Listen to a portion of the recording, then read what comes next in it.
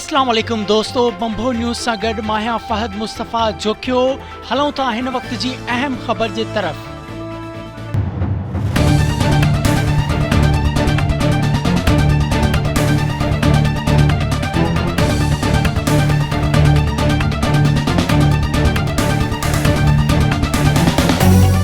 नाज़रीन, तव्हां खे अपडेट ॾींदा हलूं त सीनियर सहाफ़ी मुश्ताक सरकीअ जी समूरनि केसनि में ज़मानत मंज़ूर। अदालत पारां फौरी आज़ाद करण जो हुकुम।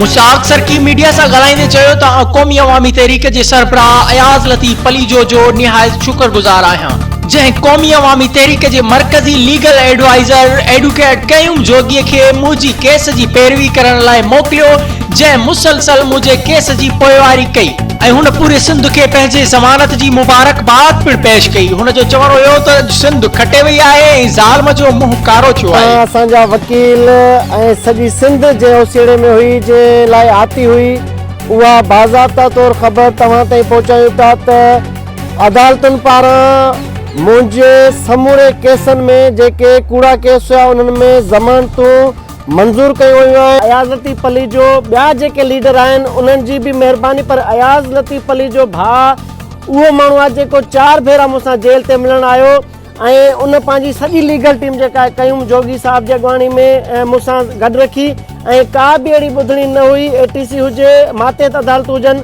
उते क़यूम जोगी ऐं संदसि क़ौमी अवामी तहरीक जा दोस्त गॾु न हुजनि, को बि हिकिड़ो ॾींहुं इन्हनि मिस न कयो। क़यूम जोगी असां सां गॾु आहे। जेके माण्हू ग़लति अफ़वाहूं फैलाए मुश्ताक सरकीअ खे को वॾो डॉन, को अंडरवर्ल्ड जो नुमाइंदो पिया सॾनि, उन्हनि खे आऊं उहो चवणु चाहियां थो त हीउ मुश्ताक सरकी सिंध आहे। सिंध जे मथां गलाज़तूं उछलींदड़नि खे मुंहं में वापसि उहा ई चमाट हुननि खे मुंहं में लॻी आहे